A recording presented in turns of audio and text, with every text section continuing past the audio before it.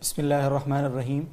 دنیا بھر سے دیکھنے اور سننے والے تمام ناظرین و سامعین کی خدمت میں السلام علیکم ورحمۃ اللہ وبرکاتہ۔ میں ہوں آپ کا میزبان محمد عبدالودود اور آپ دیکھ رہے ہیں پروگرام آپ کے مسائل کا حل، جسے روزانہ شب 8 بجے پاکستان کے معروف دینی و عصری تعلیمی ادارے جامعۃ الرشید کراچی سے براہ راست آپ کی خدمت میں پیش کیا جا رہا ہے۔ ناظرین کرام، روزانہ کی طرح آج بھی ہم آپ کے سوالات کو لے کر معزز سینئر مفتیان کرام کی ٹیم کے ساتھ موجود ہیں، اور اگر آپ بھی کوئی سوال پوچھنا چاہتے ہیں، ہمارے اس پروگرام میں شامل ہونا چاہتے ہیں، شرعی نقطہ نظر کی کوئی بھی وضاحت چاہتے ہیں، تو بہت آسان سا طریقہ ہے۔ آپ فیس بک پر جائیں گے اور JTR میڈیا ہاؤس کے پیج کو سرچ کریں گے، اس پیج کو لائک کرنے کے بعد ہماری آج کی ٹرانسمیشن جو اسی پیج پر جاری ہے اس کا حصہ بنیں گے، اور کومنٹ بار میں اپنا سوال تحریر کریں گے۔ دو باتوں کا خیال رکھنا انتہائی ضروری ہے۔ ایک تو یہ کہ اپنے سوال کے ساتھ اپنا اور اپنے علاقے کا نام لکھنا ہرگز مت بھولیں، ورنہ آپ کا سوال مس بھی کیا جا سکتا ہے۔ دوسرا یہ کہ فرقہ وارانہ اور سیاسی نوعیت کے سوالات سے گریز لازم ہے، اس سے آپ کا قیمتی وقت بھی بچے گا اور مفتیان کرام کا قیمتی وقت بھی بچ سکے گا۔ ناظرین کرام، ہمارا یہ پروگرام JTR میڈیا ہاؤس کی یہ کاوش اپنی نوعیت کا ایک الحمدللہ اللہ تعالیٰ کے فضل سے منفرد پروگرام ہے، اور اس پروگرام کے اندر نہ تو کوئی ریٹنگ کا ظاہر ہے اس کی کوئی تمنا ہوتی ہے، نہ ہی کوئی اور کاروباری خواہش کا ایک حصول ہوتا ہے۔ بس صرف اور صرف اتنی سی خواہش، اتنی سی تمنا اور اتنی سی غرض ہے کہ دین مبین کی جو تصویر ان پورے حالات میں افراتفری کی اس عالم میں دھندلی سی ہو کر رہ گئی ہے، اس کو شفاف انداز میں امت مسلمہ تک، پاکستان میں نہیں باہر بھی دنیا بھر کے دنیا کے جس خطے میں بھی ہمارے مسلمان بھائی آباد ہیں، ان تک اس کی واضح اور شفاف تصویر پہنچے، یہی اس پروگرام کا ایک مختصر سا اور واضح سا مقصد ہے، اور اسی مقصد کو لے کر ہم آپ کی خدمت میں روزانہ حاضر ہوتے ہیں۔ آج کے معزز مہمانان جو آج کی نشست میں ہمارے ساتھ شریک ہیں، ان کا تعارف آپ کی خدمت میں پیش کرتا چلوں۔ سب سے پہلے ہمارے ساتھ کل کی طرح موجود ہیں مفتی محمد حسین خلیل خیل صاحب، ان کا بہت شکریہ۔ سینئر مفتی ہیں دارالفتہ جامعۃ الرشید کراچی کے، استاذ الحدیث ہیں جامعۃ الرشید کراچی کے، اور اسی طرح assistant director senior faculty member ہیں فقہ المعاملات المالیہ والعلوم الاداریہ کے، اور ساتھ ہی ساتھ بینک اسلامی پاکستان کے شریعہ بورڈ کے آپ ممبر بھی ہیں۔ دوسرے معزز مہمان ہیں، کل بھی ہمارے ساتھ موجود تھے، مفتی طارق مسعود صاحب، معروف مذہبی اسکالر ہیں، جامعۃ الرشید کے سینئر فیکلٹی ممبر ہیں، سینئر مفتی ہیں دارالفتہ جامعۃ الرشید کراچی کے، اور مزید کسی تعارف کے محتاج نہیں ہیں۔ میں اپنی آج کی اس نشست کا آغاز کرتا ہوں آپ کے سوالات کے ساتھ، اور پہلا سوال ہم سے ضیاء صاحب نے پوچھا ہے۔ مفتی محمد حسین صاحب ہمارے ساتھ موجود ہیں، ان کی خدمت میں ہے یہ آج کی نشست کا پہلا سوال۔ مساوی پوچھتے ہیں کہ حج کے دوران پولیس والوں نے مینا میں پکڑا اور وہاں سے واپس کر دیا، اب تفصیل سے بیان کر دیں کہ میرے لیے کیا حکم ہے، حج نہیں کر سکا میں، مینا میں مطلب وہ ادا نہیں کر سکا۔ بسم اللہ الرحمن الرحیم۔ صاحب کو یہ تفصیل بتانی چاہیے تھی کہ ان کا جو حج تھا یہ حج افراد تھا یا حج قران یا تمتع، اور یہ کہ مینا میں جو پکڑا گیا ان کو، تو یہ وقوف عرفہ سے پہلے یا وقوف عرفہ کے بعد، یہ تفصیلات اگر وہ فراہم کرتے تو جواب ذرا مختصر بھی ہوتا، آسان بھی ہوتا۔ اس سوال کے جواب میں کچھ چیزیں ایسی تھی جس کو پورا 1 گھنٹہ مجھے دیکھنا پڑا کہ اس کا کیا حکم ہوگا، تو سائلین سے درخواست ہے کہ جو سوال ان کا ہو پوری تفصیل لکھ کے کہ اس طرح کی کیفیت تھی، تو جواب میں پھر آسانی رہتی ہے۔ تو ان کے سوال کا جواب ظاہر ہے کہ اس میں تفصیل ہوگی۔ پہلی بات تو یہ ہے کہ یہ وقوف عرفہ سے پہلے ان کو پکڑا گیا تھا یا اس کے بعد۔ اگر وقوف عرفہ کے بعد پکڑا گیا تھا تو اس کا مطلب یہ ہے کہ حج کے جو 2 ارکان ہے اہم، طواف زیارت اور وقوف عرفہ، اس میں جو اہم ترین رکن ہے وقوف عرفہ وہ کر چکے تھے، اور اس کے بعد طواف زیارت رہتا تھا۔ تو ایسی صورت میں اصول یہ ہے کہ اس کا کوئی حل نہیں ہے کہ طواف زیارت آدمی کا اگر رہ جائے تو کسی اور طریقے سے وہ احرام سے نکلے، احرام سے نکلنے کی کوئی صورت نہیں ہے، یہ اب تک حالت احرام ہی میں ہے، ان کو واپس جانا ہوگا، طواف زیارت کرنا ہوگا، جس کا طریقہ یہ ہے کہ عمرے کا احرام بن کر جائیں گے، اس احرام میں پہلے طواف زیارت قضا کی نیت سے کریں گے، اور اس کے بعد پھر عمرے کی طواف اور سعی کر کے سر منڈائیں گے اور عمرے کے احرام سے نکل جائیں گے۔ اس طریقے سے ان کے فریضہ ادا ہوگا، اور اس درمیان میں اگر انہوں نے ازدواجی تعلقات قائم کیے ہیں تو اس کے لیے ایک بڑا جانور صدقہ کرنا دینا بھی ہوگا، وہ ایک الگ حکم ہے۔ اور اگر انہوں نے وقوف عرفہ سے پہلے ان کو پکڑا گیا تھا تو پھر یہ محصر کے حکم میں ہے۔ فقہ میں ایک اصطلاح ہے، وہ آدمی جو کسی شرعی عذر کی وجہ سے یا کسی حکومتی قانون اور جبر کی وجہ سے حج سے محروم رہے، جس کے 10-12 اعضاء فقہائے کرام نے لکھے ہیں، تو اس میں یہ عذر بھی ہے کہ قانونی رکاوٹ ہو یا قید و بند کی صعوبت اور اس کے سلسلے کی وجہ سے آدمی نہ کر سکے، تو یہ پھر محصر ہے۔ اور محصر کا حکم یہ ہے کہ ان کو اس احرام سے نکلنے کے لیے ایک جانور حرم میں ہی قربانی کروانا ضروری ہے۔ اگر کروا چکے ٹھیک ہے، اگر نہیں یہ تو ابھی کروا لے، کہ کسی کو وہاں کہہ دے کہ آپ میری طرف سے ایک جانور خرید کر حرم کے حدود کے اندر ذبح کرے، تو جب وہ جانور ذبح ہوگا تو اس وقت سے حلال ہوں گے۔ سر منڈانا کوئی ضروری نہیں ہے، کر لے تو بہتر ہے۔ اور اگر حج قران تھا ان کا تو 2 جانور پھر ان کو بھیجنے ہوں گے حرم کے حدود میں ذبح کرانے کے لیے۔ جب وہ جانور ذبح ہوں گے تو تب یہ احرام سے نکلے گا۔ یہ تو احرام سے نکلنے کی حد تک بات ہوگی، باقی ان کا جو اصل فریضہ تھا جس کے لیے گئے تھے حج، تو اگر حج افراد کی صورت تھی یہ، تو ان کو واپس جا کر ایک عمرہ کرنا ہوگا اور حج کرنا ہوگا۔ وہ عمرہ حج سے پہلے بھی کر سکتے، اس کے بعد بھی کر سکتے، اور یہ عمرہ تحلل ہے، یعنی وہ پہلے والے احرام سے جو حلال ہونا تھا اور قربانی کی صورت میں وہ ایک عارضی حال تھا، مستقل حال یہ ہے کہ عمرہ اس کے لیے کیا جائے۔ تو جب ان کو حرمین دوبارہ پہنچنا نصیب ہو تو پہلے یہ عمرہ تحلل کرے، پھر حج کرے، یا پھر پہلے حج کر کے پھر عمرہ تحلل کرے۔ اور اگر حج قران کی صورت تھی تو پھر ان کو 2 عمرے کرنے ہوں گے۔ تو طریقہ یہ ہوگا کہ حج قران کا عمرہ اور پھر احرام میں رہتے ہوئے حج کریں گے، اور اس کے بعد پھر عمرہ تحلل کریں گے، تو تب یہ شرعی ذمہ داری سے نکل سکیں گے۔ یہ بقدر ضرورت تفصیل تھی ان کے سوال کی، جو میں نے عرض کی۔ درمیان میں کچھ باتیں اور بھی رہ گئی جو بہت زیادہ ضروری نہیں ہے، لیکن اس کا سمجھنا بھی کسی حد تک بعد میں کسی مفتی سے پوچھ لیں مزید تفصیل۔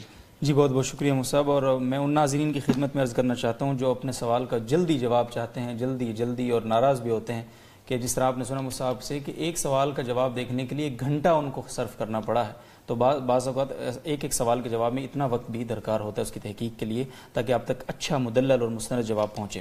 بہت بہت شکریہ مصعب۔ مفتی طارق مسعود صاحب موجود، عبد الواحد صاحب کا یہ سوال ہے، اور علاقہ نہیں لکھا، میں ناظرین سے کہتا ہوں اپنا علاقہ ضرور لکھیں اپنے نام کے ساتھ۔ وہ کہتے ہیں جی کہ میں ڈیری سے دودھ لانے کے بعد جب اسے چھانتا ہوں تو اکثر اوقات اس میں گوبر کے ذرات ملتے ہیں، کیا ایسی صورت میں دودھ ناپاک ہو جائے گا یا یہ معاف ہے؟ اگر معاف ہے تو اس کی مقدار کیا ہے؟ یہ معاف ہے، کیونکہ اس سے بچنا تقریباً ناممکن ہے۔ آج کل گوالے احتیاط نہیں کرتے، تو فقہا نے اس کی مثالیں دی ہیں، فقہ کی کتابوں میں ملتی ہیں کہ بکری کا دودھ دھوتے ہوئے اگر اس میں 1 آدھ مینگنی گر گئی تو اس کی مثالیں ہیں فقہ میں۔ مقدار یہ ہے کہ زیادہ مقدار ہے، اس کا رنگ بو ذائقہ تبدیل ہو رہا ہے، پھر تو بالکل ناجائز ہے۔ اگر تھوڑی سی مقدار ہے تو وہ انشاءاللہ قابل معافی ہے۔ جی بہت شکریہ مصعب۔ انعام اللہ صاحب سوات سے سائل ہیں، اگلا سوال ان کا ہے، مفتی محمد حسین صاحب کی خدمت میں ہے۔ اگر کوئی امام ظہر کی نماز کے آخری قعدہ میں بھولے سے 5ویں رکعت کے لیے اٹھتا ہے اور مقتدی کے لقمہ دینے سے واپس آتا ہے تو اس صورت میں سجدہ سہو واجب ہوگا یا نہیں ہوگا مصعب؟ جی، اگر امام 5ویں رکعت کے لیے اتنے کھڑے ہوئے تھے کہ ان کے گھٹنے سیدھے ہوئے تھے اور یہ بیٹھنے کی بجائے اٹھنے کی کیفیت کے زیادہ قریب ہو گئے تھے اور پھر واپس آئے تھے سجدہ سہو وہ لقمہ دینے کے نتیجے میں، تو پھر تو سجدہ سہو ہے۔ لیکن اگر اتنے اٹھے نہیں تھے، معمولی سے اٹھان کے بعد پھر واپس آئے تھے زمین کی طرف اور بیٹھے تھے، تو پھر سجدہ سہو نہیں ہے ان کو۔ جی بہت بہت شکریہ مصعب، اور اگلا سوال ہے کراچی سے ہینا صدیقی صاحب، میں بھی یہی نام ہے، اور وہ یہ پوچھتی ہیں جی کہ میرے والد صاحب اپنی ریٹائرمنٹ کے جو بعد ان کو پیسے ملے ہیں وہ میزان بینک میں رکھنا چاہتے ہیں تاکہ ہر ماہ ان کو اس پر کچھ نفع ملتا رہے، تو کیا اس کی اجازت ہے؟ جی ہاں، یہ مسئلہ پہلے بھی کئی دفعہ بتایا جا چکا ہے کہ ہماری تحقیق کے مطابق یہ جو بینک اسلامی طرز پہ کام کر رہے ہیں اور شرعی ایڈوائزر اگر کوئی معتبر عالم ہو تو اس بینک سے معاملات جائز ہیں۔ تو میزان بینک بھی چونکہ مستند شرعی ایڈوائزر کی موجودگی میں کام کرتا ہے، لہذا اس سے سیونگ اکاؤنٹ کھولنا یا اس سے پروفٹ لینا جائز ہے۔ جزاکم اللہ محسن۔ محمد فہد نواز صاحب ڈیر اسماعیل خان سے سائل ہیں، مفتی محمد حسین صاحب آپ کی خدمت میں ہیں۔ ان کا سوال، کیا ان سب باتوں کی کوئی اصل ہے؟ حضرت آدم علیہ السلام کو آسمانوں سے 10 محرم کو اتارا گیا، حضرت نوح علیہ السلام کی کشتی اسی دن ٹھکانے لگی، حضرت ابراہیم علیہ السلام کو 10 محرم کے دن آگ میں ڈالا گیا، قیامت 10 محرم کو ہوگی، ان کی کوئی اصل ہے ان باتوں کی؟ جی یہ بھی ہے، اور اس طرح کے جتنے بھی اہم واقعات تاریخ میں ہوئے ہیں ان سب کے لیے 10 محرم کی تاریخ دی جاتی ہے۔ تو یہ روایات موضوع ہے، علامہ ابن جوزی رحمہ اللہ کی کتاب ہے موضوعات پر، اس میں اس کو موضوع لکھا گیا ہے، اور بھی جو موضوعات کے حوالے سے کتابیں ہیں ان سب میں یہ بات ہے کہ یہ موضوع روایات ہے، کوئی بنیاد ان کی نہیں ہے، اور عقلی لحاظ سے بھی یہ بہت ہی بعید باتیں لگتی ہیں کہ سارے واقعات 10 محرم ہی میں ہو۔ ان میں کچھ ایسی باتیں بھی ہے جو سب 10 محرم ہی کا حوالہ ہے، حالانکہ وہ ایک ہی دورانیہ میں آگے پیچھے ہوئے کام ہیں، دوبارہ تو ہوئے نہیں ہے، تو کیسے سب 10 محرم میں ہو گئے؟ تو یہ موضوع روایت ہے، منگاڑت ہے، کوئی بنیاد ان کی نہیں ہے۔ جی بہت بہت شکریہ۔ مصعب عبدالصمد صاحب کا اٹک سے سوال ہے مفتی طارق مسعود صاحب آپ کی خدمت میں، آپ ماشاءاللہ اسکالر ہیں معروف، اور یہ بہت ہی افراط و تفریط ہے اس مسئلے میں، یزید کے بارے میں کیا نظریہ رکھنا چاہیے؟ کیا ان پر لعنت کرنا جائز ہے؟ معتدل رائے کیا ہے اس معاملے؟ ہماری رائے میں یزید کے بارے میں جو معتدل رائے ہے وہ وہی رائے جو حضرت مفتی محمد تقی عثمانی صاحب مدظل العالی کی رائے ہے۔ آپ نے فرمایا کہ اس کے بارے میں افراط اور تفریط یہ دونوں غلط راستے ہیں۔ بعض لوگ تو اس کو رحمۃ اللہ علیہ کہتے ہیں اور اس کے جو بہت تعریفیں کرتے ہیں، یہ رائے بھی درست رائے نہیں ہے، اور بعض اس کو بہت زیادہ یعنی حضرت حسین کے قتل کا پورا ذمہ دار یزید کو ٹھہراتے ہیں، یہ بات بھی غلط ہے۔ تو حضرت مفتی محمد تقی عثمانی صاحب دامت برکاتہم کی جو رائے ہے اس کا حاصل یہ ہے کہ نہ تو یزید کو بالکل بے گناہ ٹھہرانا درست ہے، کیونکہ اگرچہ وہ قاتل نہیں تھا مگر اس کے دور حکومت میں قتل ہوا ہے حضرت حسین کا، اور پھر یزید نے ان قاتلوں کے خلاف کوئی ایکشن نہیں لیا، تو یہ بہت بڑا جرم ہے، اور اتنا ایسا لان تان بھی نہیں کہ اسی کو قاتل ٹھہرایا جائے، کیونکہ اس پر بھی کوئی روایت صحیح موجود نہیں ہے کہ یزید کی طرف اس قتل کی نسبت کی جائے کہ انہوں نے یزید کی اجازت سے یزید کے حکم سے حضرت حسین کو قتل کیا تھا، تو یہ معتدل رائے ہے۔ باقی یزید کا ایک تاریخی واقعہ ہے، اس بارے میں بحث مباحثہ کرنا یہ وقت کی بربادی ہے۔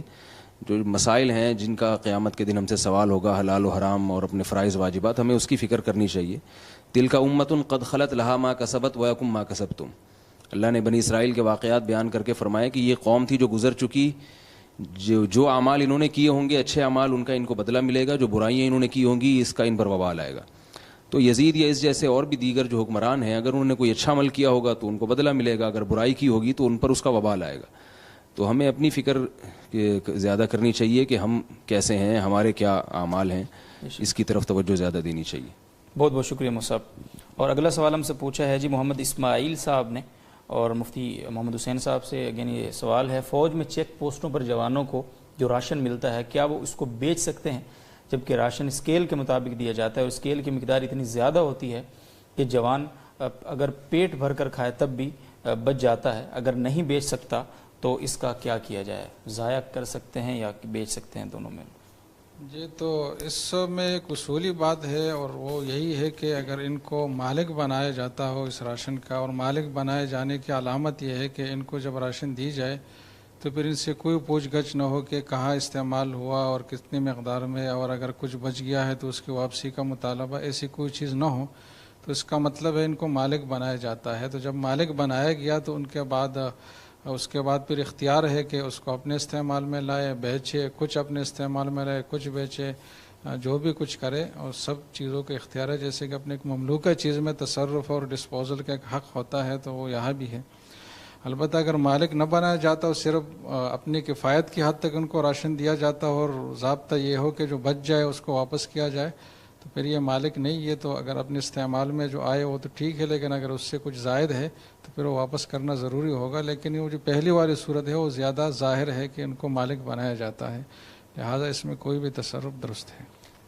بہت شکریہ جی۔ مفتی طارق مسعود صاحب، جہانگیر خان صاحب سوال کرتے ہیں اور کافی ماشاءاللہ فراوانی لگتا ہے، پوچھتے ہیں اسلامی نقطۂ نظر سے پیسوں کو جلانا جائز ہے یا نہیں؟ اس کی وضاحت فرما دیں۔ نوٹ: مال کا ضیاع تو کسی صورت میں بھی جائز نہیں ہے، پیسوں کو جلانا اس کی کیا حکمت کیا ہے ان کے پیش نظر؟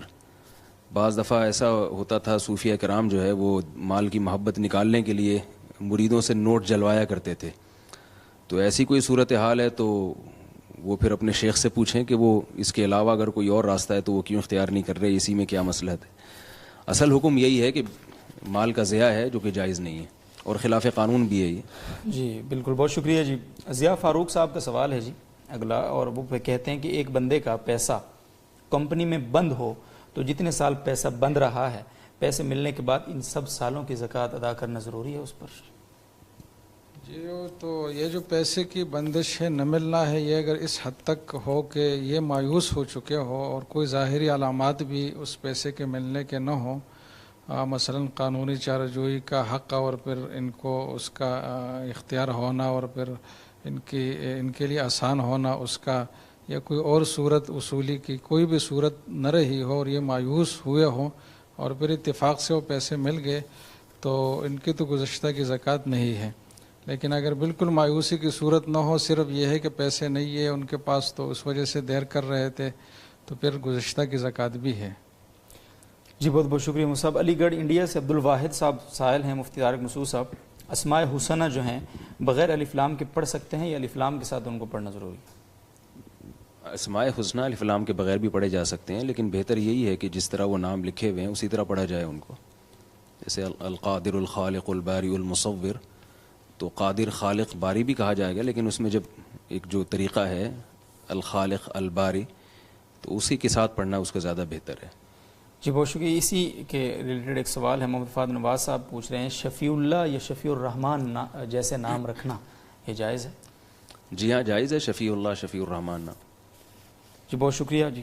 اور اگلا سوال ہے جی عائشہ عبد الکریم صاحبہ کا، اور کل کے سوال سے متعلق، اور وہ یہ پوچھ رہی ہیں جی کہ اگر والدہ نے زندگی میں اپنا حصہ معاف کر دیا تھا یہ جی، لیکن وراثت تقسیم نہیں ہوئی تھی، تو اس صورت میں اولاد اپنے ماموں سے ماں کے حصے کا مطالبہ کر سکتی ہے نہیں؟ اس کی بھی وضاحت فرمائیں۔ والدہ نے اپنا حصہ جو معاف کیا تھا تو اس میں تفصیل ہے، وہ جو معاف کیا تھا کسی چیز کے بدلے میں کیا تھا یا سارا حصہ ویسے ہی معاف کر دیا والدہ نے؟ جیسے یہ ہوتا ہے نا کہ بھئی مجھے یہ والا پورشن دے دیا جائے تو باقی وراثت سے میں دستبردار ہو رہی ہوں، یا مجھے اتنے پیسے دے دیے جائیں، جو میرے اکاؤنٹ میں اتنے پیسے ڈال دیے جائیں تو باقی تمام حصے سے میں دستبردار ہو رہی ہوں۔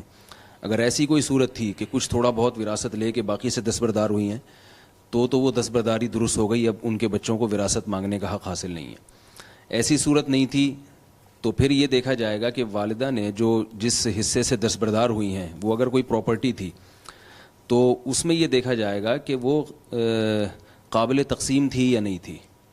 مثال کے طور پر کسی کا بہت بڑا گھر ہے، اس میں والدہ کا بھی حصہ تھا، والدہ یہ کہہ رہی ہیں کہ میں اپنا حصہ نہیں لے رہی، تو اور وہ قابل تقسیم ہے، ایسا ہے کہ تقسیم کے بعد بھی وہ انتفاع کے قابل وہ چیز رہتی ہے، تو یہ پھر ہبہ کہلاتا ہے، یعنی کچھ بھی عوض لیے بغیر اپنے حصے سے دستبردار ہو رہی ہیں، تو اس کا مطلب یہ کہ اپنا حصہ وہ ہبہ کر رہی ہیں دوسرے شرکاء کو۔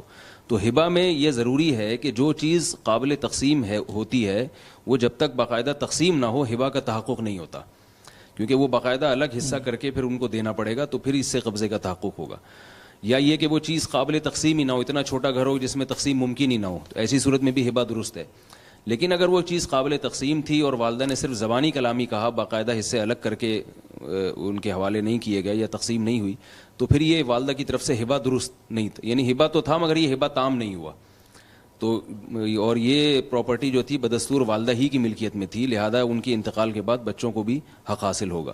تو بہتر ان کے لیے یہ ہے کہ جو بھی صورتحال ہے نا، یہ باقاعدہ پوری تفصیل سے یا تو لکھ کے پوچھیں، یا یہ کہ کسی دارالفتہ سے پوری وراثت کی تفصیل لکھ کے کہ کیا کیا حصہ تھا، اس میں کتنا قابل تقسیم تھا، وہ پوری ڈیٹیل لکھ کے باقاعدہ کسی دارالفتہ سے تحریری استفتاء لے لیں، تو وہ ان کے لیے زیادہ اس جواب کو سمجھنا ان کے لیے زیادہ آسان ہوگا۔ بہت مناسب مفتی صاحب۔ اور ناظرین کرام، اگر آپ ابھی تک ہمارے ساتھ شامل نہیں ہوئے ہیں اور شامل ہونا چاہتے ہیں، کوئی سوال آپ کے ذہن میں ہے شیئر کرنا چاہتے ہیں ہم سے، تو آسان سے طریقہ ہے، آپ فیس بک پر J T R media house کے پیج کو سرچ کریں گے اور اس پیج پر ہماری جو لائیو ٹرانسمیشن جاری ہے اس کا حصہ بن کر اسی ٹرانسمیشن کے کومنٹ بار میں اپنا سوال تحریر کریں گے اپنے نام اور اپنے علاقے کے نام کے ساتھ، اور جواب کا انتظار فرمائیں گے جی۔ اور اگلا سوال پھر ہے علی گڑھ انڈیا سے عبدالواحد صاحب کا، مفتی محمد حسین صاحب۔ جزاک اللہ کہتے ہیں لوگ، کسی بھی ظاہر ہے اس کی کوئی بھی مدد کرتا ہے کسی کی کوئی بھی، تو اس کے جزاک اللہ کہتے ہیں، تو اس کے جواب میں کیا کہنا چاہیے؟ جزاک اللہ جب دوسرا آدمی کہتا ہے تو اس کا مطلب اس کے ساتھ کوئی احسان ہوا ہے، اس احسان کے بدلے کے طور پر وہ شکریہ ادا کرتا ہے، اور شکریہ کے الفاظ میں سے جزاک اللہ کے الفاظ بھی ہے، بلکہ حدیث میں ہے کہ جس نے جزاک اللہ کہہ کر شکریہ ادا کیا تو فقط ابلغ فی الثناء، اس کے ذمے جو ایک رد عمل ہونا چاہیے تھا اور اچھے طریقے سے جواب دینا چاہیے تھا، وہ اچھے طریقے سے وہ دے چکا ہے اور اس کی ذمہ داری پوری ہو چکی ہے۔ تو ظاہر ہے جب احسان کے بدلے میں اس نے اپنی ذمہ داری ادا کر لی تو معاملہ برابر ہو گیا. اب جزاک اللہ کے جواب میں کچھ بھی کہنے کی ضرورت نہیں ہے. جی بہت بہت شکریہ. جی خورشید احمد صاحب سری نگر سے سائل ہیں. مفتی طارق مسعود صاحب، زکوٰۃ نکالنے کے بعد اس کی ادائیگی میں کتنی تاخیر کی جا سکتی ہے؟ زکوٰۃ نکالنے کے بعد ادائیگی میں تاخیر کی جا سکتی ہے اگر فقیر کو تلاش کرنے میں مشکل ہو رہی ہے. تو باقی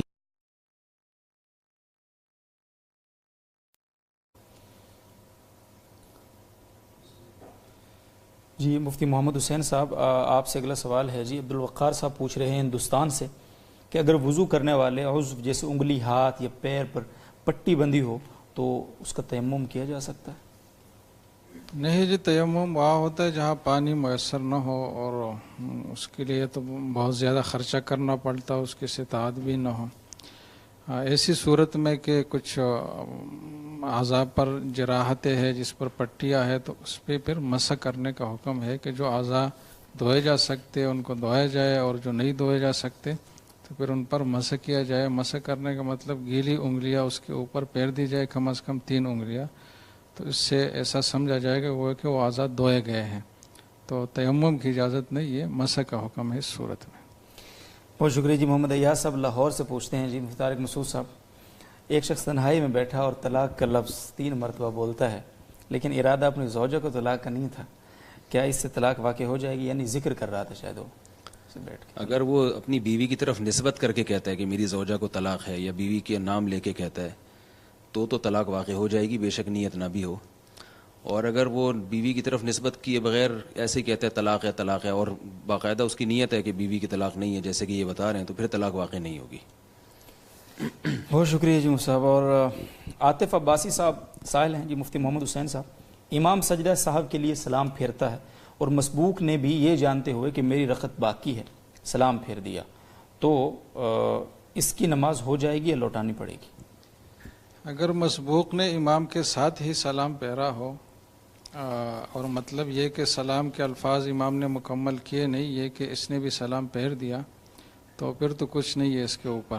لیکن اگر امام نے سلام مکمل پھیر دیا، السلام علیکم کا لفظ کہہ دیا اور پھر اس کے بعد یہ سلام پھیرتا ہے تو پھر اس کی نماز فاسد ہو گئی. اب یہ دوبارہ نئے سرے سے نماز پڑھے گا. جزاکم اللہ صاحب. اور اگلا سوال ہم سے پوچھا ہے جی ہینا باسط صاحبہ، لڑکی کے بالغ ہونے کے بعد اسے فوراً شرعی پردہ کرانا چاہیے یا حکمت عملی اختیار کرنی چاہیے؟ بالغ ہونے کے بعد نہیں، لڑکی کی بلوغت سے پہلے جب وہ 10 سال کی ہو جائے تو اسے پردے کا حکم دینا چاہیے. حدیث میں آتا ہے کہ لڑکا جب 7 سال کا ہو تو اسے نماز کا حکم دو اور جب 10 سال کا ہو جائے تو نماز نہ پڑھنے پر اس کو مارو. پتہ یہ چلا کہ بلوغت سے پہلے شرعی حکام کا مکلف بنانا پڑتا ہے، عادت ڈالنی پڑتی ہے. تو بالغ ہوتے ہی لڑکی پر تو پردہ فرض ہو جائے گا، تو اس کو عادت ڈالنے کے لیے اس سے پہلے اس کو پردے کا عادی بنانا پڑے گا. اور اگر پہلے تو کوشش یہی ہونی چاہیے کہ محبت سے وہ اس پر آمادہ ہو. اگر وہ محبت سے آمادہ نہیں ہوتی تو اس پر سختی کرنا بھی لازم ہے. بہت شکریہ. مجھ سے محمد معاذ صاحب کراچی سے، اگلا سوال ان کا ہے، عصر کی نماز کا وقت جو ہے یہ مغرب سے کتنی دیر پہلے تک رہتا ہے؟ اگر سوال کا مقصد یہ ہے کہ عصر کی نماز کب تک پڑھی جا سکتی ہے تو پھر یہ ہے کہ پڑھی جا سکتی ہے اگرچہ مکروہ وقت ہی کیوں نہ ہو، کیونکہ عصر اس دن کا جو ہے یہ مستثنیٰ ہے. مکروہ وقت میں پڑھے جانے کا جو حکم ہے کہ ممنوع ہے تو یہ اس سے مستثنیٰ ہے. تو سورج اگر پیلاہٹ کا شکار ہوا ہے اور اس کی روشنی پیلی پڑ گئی ہے تب بھی اس عصر کی نماز پڑھنے کا حکم ہے، اس کو مزید مؤخر کرنے کی اجازت نہیں ہے. لیکن ویسے مکروہ وقت کے حوالے سے دیکھا جائے تو یہ 3 اوقات مکروہ ہے جس میں ہر قسم کی نماز پڑھنا جائز نہیں ہے، خواہ فرض ہو، نفل ہو، قضا ہو، جو بھی ہو.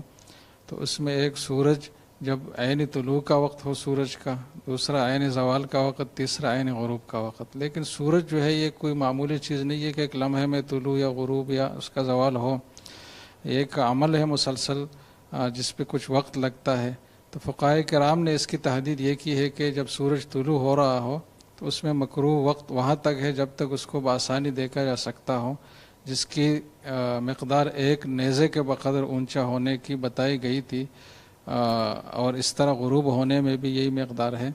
تو اگر وقت کے حساب سے اس کو لیا جائے تو 10-12 منٹ طلوع کا وقت ہے اور 10-12 منٹ غروب کا وقت ہے اور 10 منٹ یہ زوال کا وقت ہے جو پورا مکروہ وقت ہے.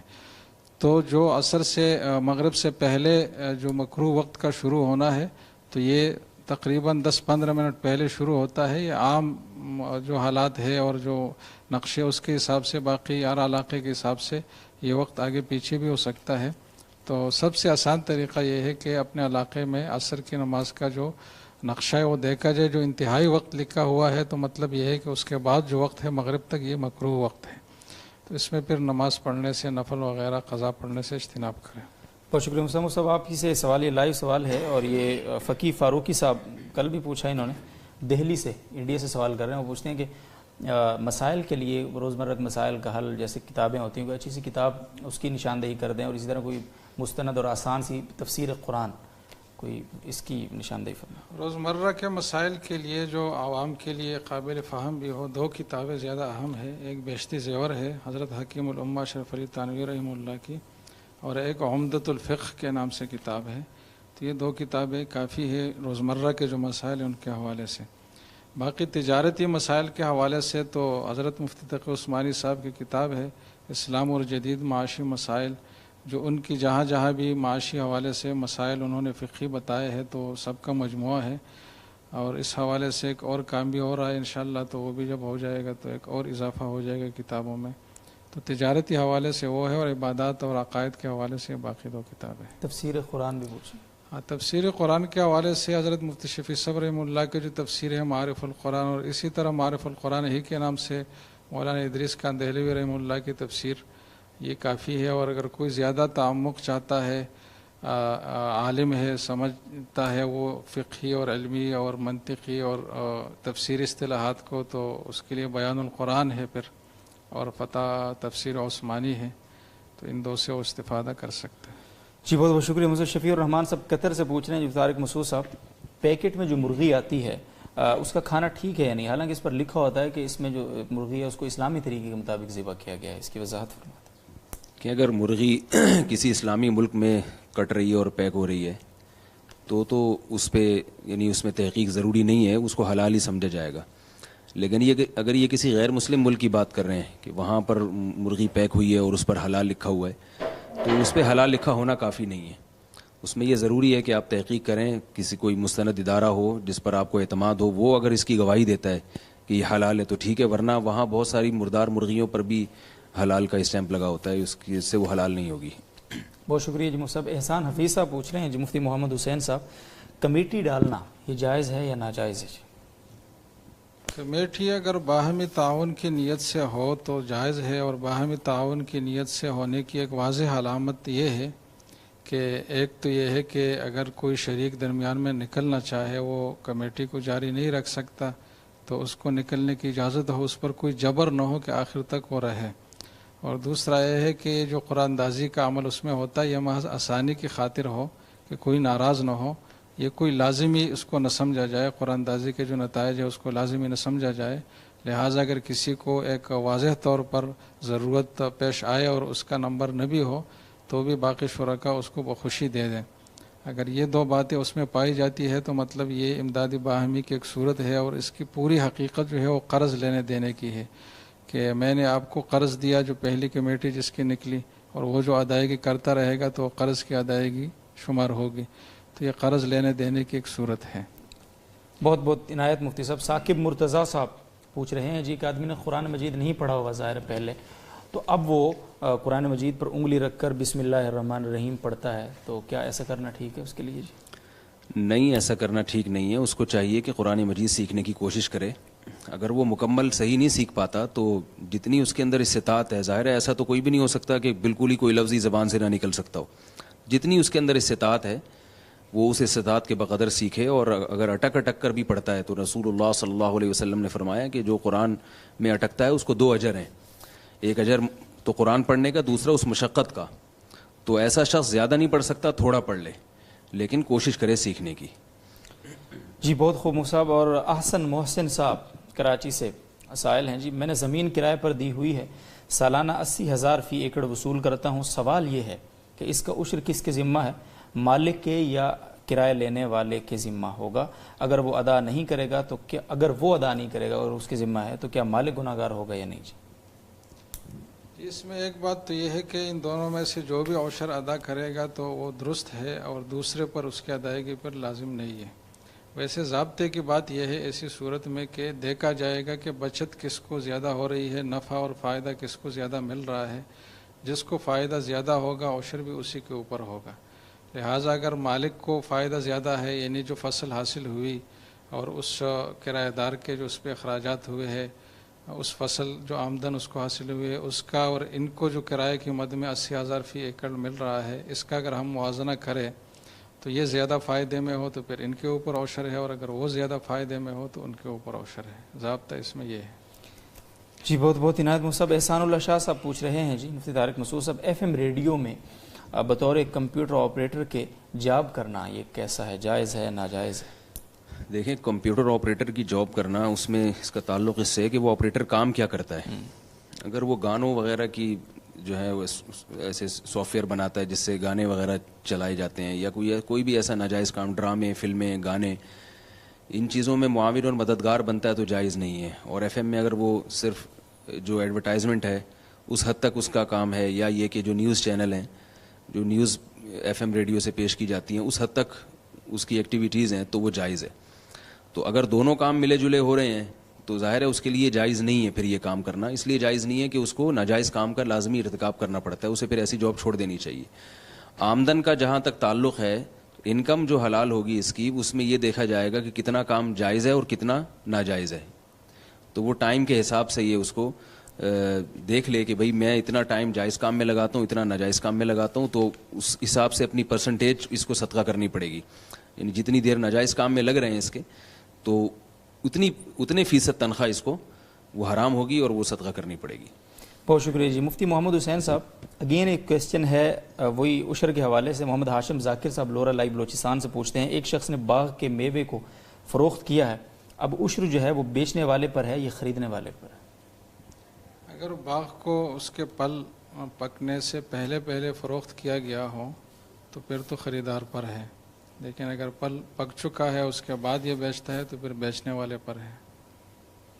جی جزاکم اللہ صاحب. اور محمد عمر صاحب سائل ہیں, جی مفتی طارق مسعود صاحب, کیا ضعیف احادیث کا دین میں کوئی درجہ اور مقام ہے؟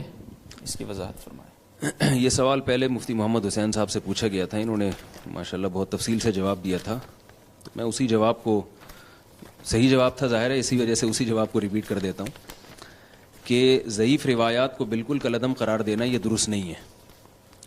ضعیف روایات کو بھی فقہاء نے لیا ہے, محدثین اس کو اپنی کتابوں میں ذکر کرتے ہیں. اگر وہ بالکل ہی کالعدم ہوتی, ان کی کوئی حیثیت ہی نہ ہوتی, تو ان کو ذکر نہ کیا جاتا. البتہ اس میں شرط یہ ہے کہ ذوف بہت شدید نہ ہو, بہت زیادہ ذوف نہ ہو, کم درجے کا ذوف ہو. البتہ وہ ضعیف روایت اگر کسی صحیح حدیث کے خلاف جاری ہے, یہ خبر متواتر کے خلاف جاری ہے, پھر اس کو رد کیا جائے گا. امام ابو حنیفہ رحمہ اللہ تعالیٰ کا یہ مذہب ہے کہ وہ ضعیف روایت کو قیاس پر ترجیح دیتے ہیں. اس کی مثال بھی دی جاتی ہے کہ جو دو حدیث میں آتا ہے کہ رسول اللہ صلی اللہ علیہ وسلم نے, جن صحابہ نے نماز میں قہقہ لگایا تھا, زور سے ہنسے تھے, تو آپ صلی اللہ علیہ وسلم نے ان کو حکم دیا کہ وضو بھی دوبارہ کریں اور نماز بھی دوبارہ پڑھیں. اسی وجہ سے حنفیہ کا یہ مذہب ہے کہ نماز میں اگر آپ کھلکھلا کے ہنستے ہیں تو آپ کا وضو بھی ٹوٹ جاتا ہے. اب یہ روایت سند کے اعتبار سے ضعیف ہے, مگر پھر بھی امام حنیفہ نے اس کو لیا ہے, حالانکہ یہ قیاس کے خلاف ہے. قیاس کا تقاضا یہ ہے کہ ہنسنے سے وضو نہیں ٹوٹتا, کیونکہ ہنسنے کا وضو سے کوئی تعلق نہیں ہے, وضو تو کا تعلق ہے نجاست سے.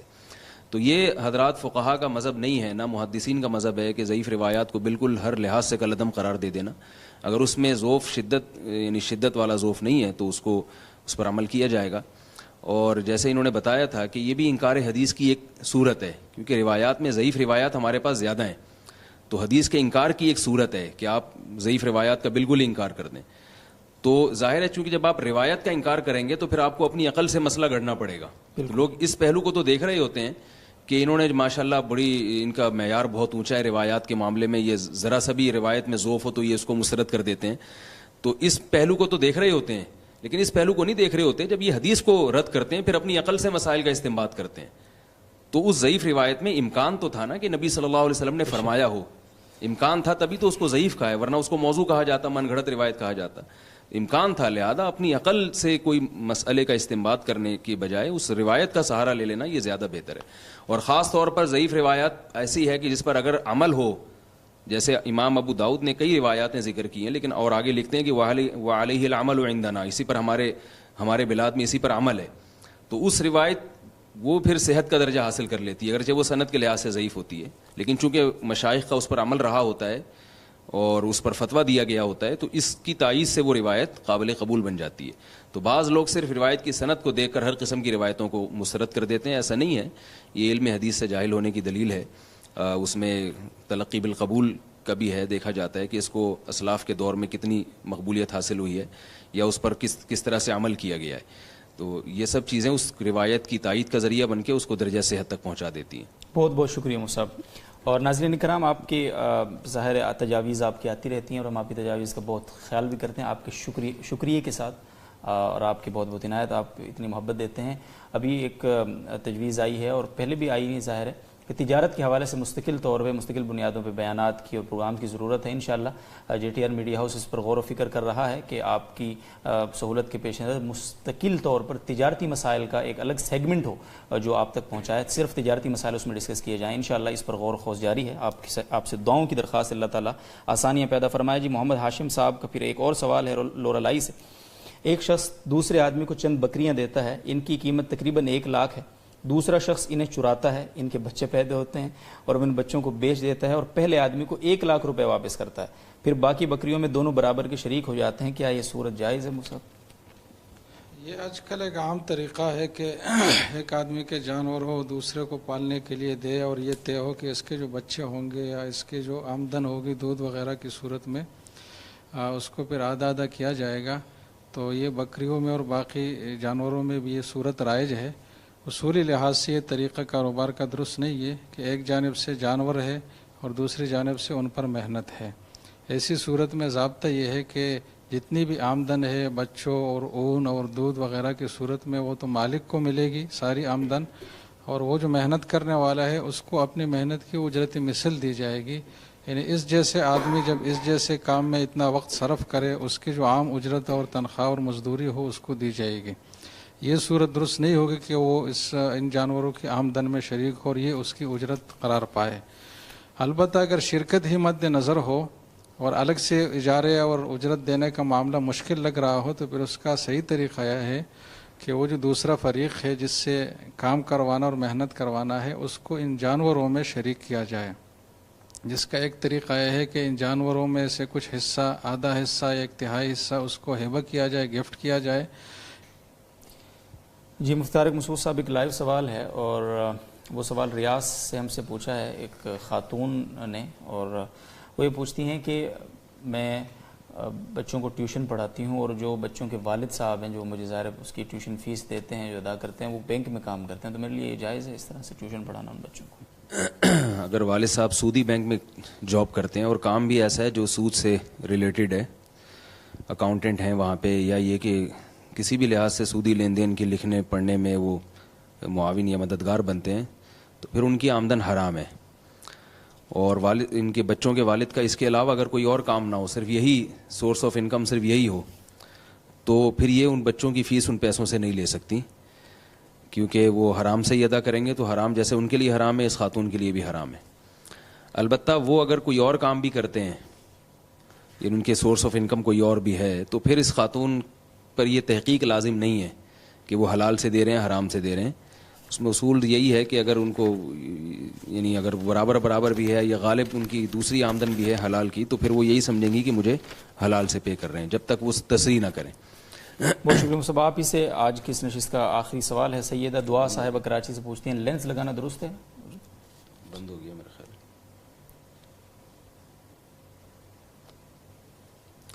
لینس لگانا خواتین کے لیے جائز ہے، اس میں کوئی حرج نہیں ہے. بہت بہت شکریہ جی معزز مہمانان کا، تمام ناظرین و سامعین کا. کل کی طرح آج میں بتا دیتا ہوں جن جن حضرات کے سوالات کو شامل کیا گیا تاکہ آپ کے لیے اپنے جواب کو ڈھونڈنا آسان ہو. ضیاء صاحب کا پہلا سوال شامل ہوا تھا انعام اللہ صاحب سوات سے، اور اسی طرح سے ڈیر اسماعیل خان سے محمد فہد نواز صاحب اور محمد اسماعیل صاحب، ضیاء فاروق صاحب، عبد الواحد صاحب علی گڑھ انڈیا، محمد فہد نواز صاحب ڈیر اسماعیل خان، خورشید احمد صاحب سری نگر، عبد الوقار صاحب ہندوستان، اور عاطف عباسی صاحب، محمد معاذ صاحب کراچی سے، جی احسان حفیظ صاحب، آسن محسن صاحب کراچی سے، محمد ہاشم ذاکر صاحب لورا لائی بلوچستان سے، اور اسی طرح سے فدا ہمدرد صاحب اور سیدہ دعا صاحبہ، اور فدا ہمدرد صاحب سے معذرت کہ ان کا سوال شامل نہیں ہو سکا، کل انشاءاللہ شامل کیا جائے گا۔